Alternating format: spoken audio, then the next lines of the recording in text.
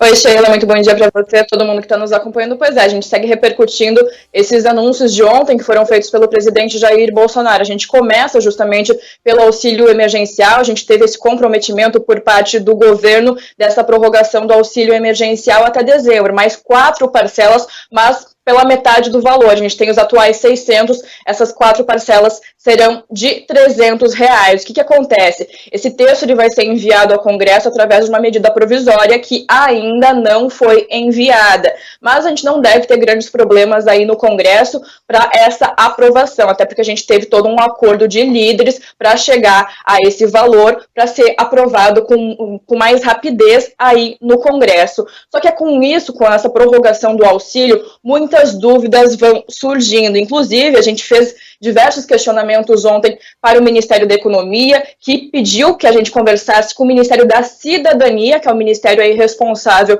pelo pagamento do auxílio emergencial, o ministro Onyx Lorenzoni, só que a gente não teve resposta até agora por parte do Ministério da Cidadania. O que a gente pode bater um martelo ainda por enquanto, né? A gente não tem essas respostas da cidadania, mas a gente sabe que essa medida provisória, ela não foi entregue, mas a gente lembra que o próprio ministro Onyx Lorenzoni, ele garantiu que nada muda para quem tem parcelas a receber ainda dos R$600, ou seja, essas parcelas atrasadas de R$600 até essa quinta parcela, o pessoal ainda vai receber no valor de R$600, a partir da sexta parcela é que vai mudar então esse valor. Resumindo, né, o pessoal vai receber todas essas parcelas no valor de 600, as mulheres chefes de família vão receber esses R$1.200 até a quinta parcela, mas a partir da sexta parcela a gente não sabe ainda como vai acontecer. A lógica seria, claro, de que mulheres chefes de família recebessem o dobro como receberam nessas primeiras parcelas, mas o Ministério da Cidadania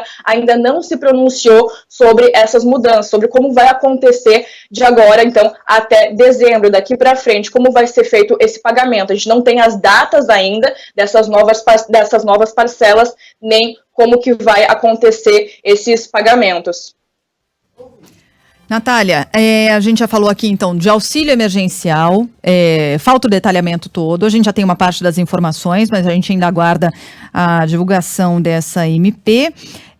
Também já sobre essa reforma administrativa, temos poucos detalhes, a não ser o compromisso do governo, e a gente tem também a decisão do TSE de tornar elegíveis políticos ficha suja que estariam inelegíveis nessa eleição. A gente mais cedo falava aqui sobre o aspecto técnico da legislação. Explica um pouquinho melhor para os nossos ouvintes que não acompanharam mais cedo. Foi por causa da mudança no calendário dessa eleição, né, Natália?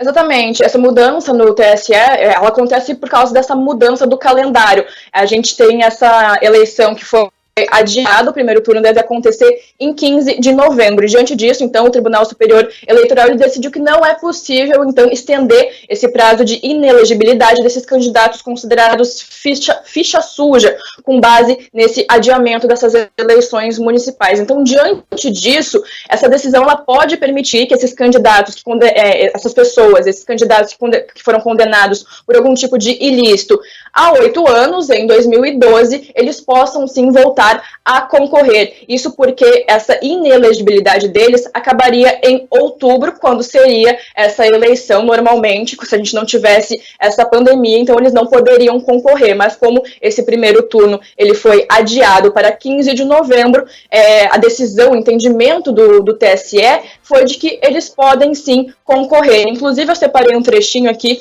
de um dos votos do ministro Alexandre de Moraes, que ele disse o seguinte: a lei da ficha limpa é uma lei importantíssima que protege a moralidade, mas tem as suas limitações. Então, o entendimento da corte é de que essas pessoas que foram condenadas em 2012 por qualquer tipo de ilícito, elas podem sim concorrer às eleições desse ano, o que no nosso entendimento, na nossa análise, é de que a gente vai ter um número muito maior de candidatos a vereadores, a prefeitos, enfim, a outros cargos aí que a gente não teria antes, caso a gente não tivesse essa decisão por parte do TSE. Valeu, Natália Pazzi vai continuar acompanhando os assuntos de Brasília, volta ao longo do dia, volta amanhã também conversando com a gente. Um beijo pra você, até mais, Natália. Ô, Natália, Muito prazer. Beijo, pessoal. Agora eu tô te conhecendo sem máscara. Se eu passasse pela Natália Paz antes, eu não ia cumprimentar, porque eu não ia reconhecer. Aliás, isso tá acontecendo nesse período de pandemia, né? Se você conheceu alguém nos últimos meses, daqui a alguns meses, quando a pessoa tirar a máscara, você não vai cumprimentar. Então, prazer, viu, Natália? Agora sim a gente se conhece. Prazer, Carla. Isso me lembra muito um episódio do Pica-Pau lá da nossa infância, que o Pica-Pau tirava a máscara da dançarina e ela era totalmente diferente do que ela era com a máscara. Não sei se vocês lembram disso. Eu lembro A dançarina era linda e ele tirava a dentuça, nariguda. Mas você é linda, Não é seu Natália caso. Paz, não é o seu caso. Maravilhosa. Obrigada, pessoal. Beijo. Beijo. Levanta a mão quem já falou oi para uma pessoa que na verdade não conhecia ou deixou de cumprimentar alguém porque não reconheceu. Pô, vou Todos os levantar dias? as Acho duas que mãos. dias. Acho que tem gente que tá nos ouvindo no carro levantando a mão agora.